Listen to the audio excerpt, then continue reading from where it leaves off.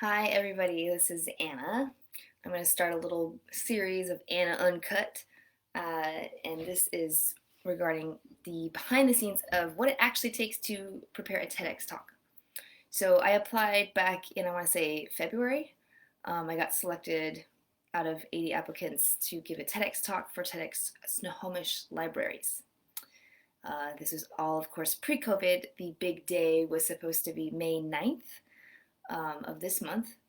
And this was there's many different, having been a TEDx organizer, you know, you can have TEDx events and give a TEDx talk to audiences of like 50 or 100. The larger ones are like 1,000, 2,000. And this was one of the big ones with 3,000 people live and another 3,000 live streamed. So about 6,000 people that you're speaking to. And I've never spoken on a stage that large. So this was a dream come true. To really impact with the message of my life, right? Like if you had one message to give to the world, what would it be? And this is the kind of impact this could have. So some of you might have been following from way back then. And then COVID hit. The event got canceled, not rescheduled, and dealt with the emotions of that. And now, in its new form, we have a new date set, which is exciting, for August 11th, Tuesday, 4 p.m. It's going to get pre-recorded at the end of June. Then they have to edit it. And then on August 11th, it airs live publicly where we show the talk. And then I'll be there also on Zoom where you can have a Q&A and discussion. So it's kind of a cool new format. And the cool part about it is you get to have this kind of interaction and intimacy. At first I was like, I have to make love with a little green light on my webcam instead of like real people. But having just been to this global conference for transformation where there was 1,000 people that normally all meet in Hollywood, and it's like literally where the Emmy Awards are, and they moved it virtual. And the keynotes, instead of being in this huge ballroom where normally would be with 1,000 people, we got to, they were on Zoom. I was excited about the possibilities of having a virtual TEDx talk because it is more intimate. At any rate, so mark the date, August 11th, Tuesday, 4 p.m. And what I wanted to share, oh my gosh, I had no idea how much preparation this took. It's like a chrysalis. It is like a transformation. So first off, you just have to come up with a good enough idea that you even want to have be worthy, right, of making an impact in the world. So that was kind of the application process. But it was a pretty rough idea by that point. I'm not even sure why they picked me completely, but because it was just a rough idea. But it was always finding peace in chaos, actually. So we've still stuck with that. Since then, they've offered a ton of back-end speaking. You have a speaker coach, and you meet with them, and you have to sign this thing that says like you're going to do the preparation required, or else you kind of get pulled. So that's a good accountability to ensure that you are doing the preparation work.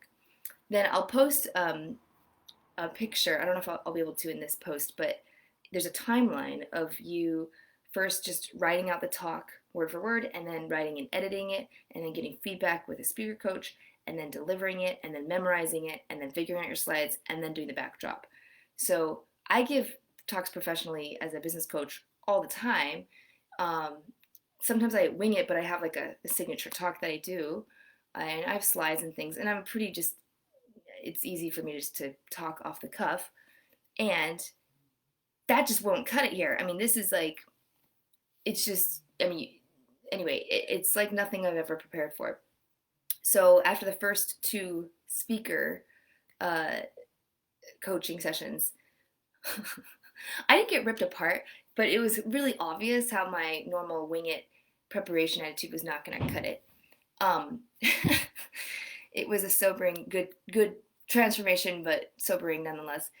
And I didn't realize, like, when the way I approach a talk is kind of how I approach life, is I'll just experiment with a lot of different things. I'll slowly hone it down until the voice kind of emerges of what the talk is, as opposed to taking a stand for what the message is, mapping out the points that need to be made that keep drawing back to the main point and the main message so people get the message.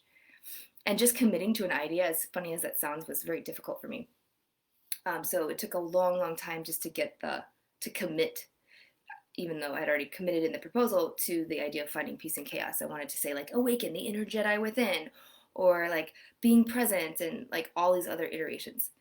So finally committed, and then I started doing my winging thing, and I was just practicing speaking it. In different talks I give for business, was practicing elements of it. So I'm really getting to know what the points were that I wanted to have, because there's about 10 good enough points, but you got to make the talk short enough.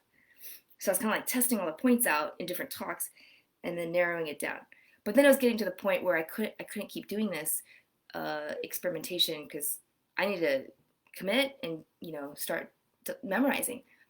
So I like attended story workshops, and then I just was trying all these things. But in the end, you just have to sit down in a room for like 4 to 8 hours at different iterations, and I've put in about 10 or 12 hours now to get the really good first draft edit.